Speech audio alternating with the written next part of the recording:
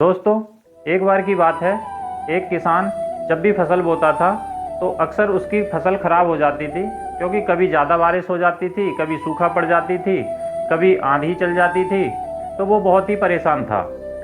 तो उसकी परेशानी को देखकर एक बार भगवान प्रकट हुए और उन्होंने उसकी परेशानी का कारण पूछा। तो किसान ने कहा कि महाराज, जब भी मैं अपनी फसल बोता हूँ तो कभी आप बारिश कर देते हो, कभी आंधी ला देते हो, कभी सूखा कर देते हो, कभी ज़्यादा ठंडी पड़ जाती है, जिससे कि मेरी फसल हर बार बर्बाद हो जाती है।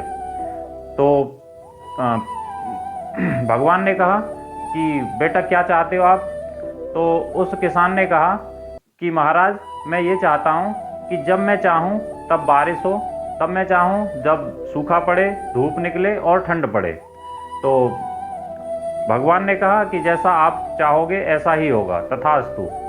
तो दोस्तों, अगले दिन जब उसने फसल बोई तो उसके बाद जब भी उसे ज़रूरत पड़ती, जब भी उसे बारिश की ज़रूरत पड़ती तो वो बारिश के लिए बोल देता, बारिश हो जाती। जब भी उसे धूप की ज़रूरत पड़ती तो धूप के लिए बोलता तो धूप खिल जाती थी, या ठंड की ज़रूरत पड़ती थी तो ठंड पड़ जाती थी।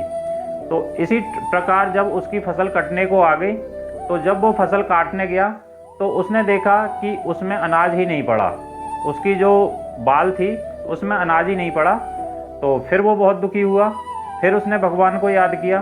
फिर भगवान प्रकट हुए तो भगवान से पूछा कि महाराज, अब तो मेरी फसल में अनाज भी नहीं पड़ा, अब कैसे होगी? तो तब भगवान ने उत्तर दिया कि बेटा, तुम्हारी फसल ने न तो सूखे से लड़ाई लड़ी, न बारिश से, न ज़्यादा ठंड से।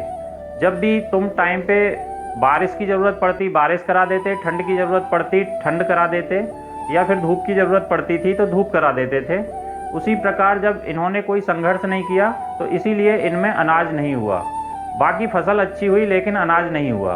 तो दोस्तों, इस कहानी से यही शिक्षा मिलती है, तब तक इंसान को कोई कठिनाई का सामना न करना पड़े, कोई मुसीबत का सामना न करना पड़े, तब तक उसे सफलता नहीं मिलती, तब तक उसमें वो समझदारी नहीं आती जो होनी चाहिए।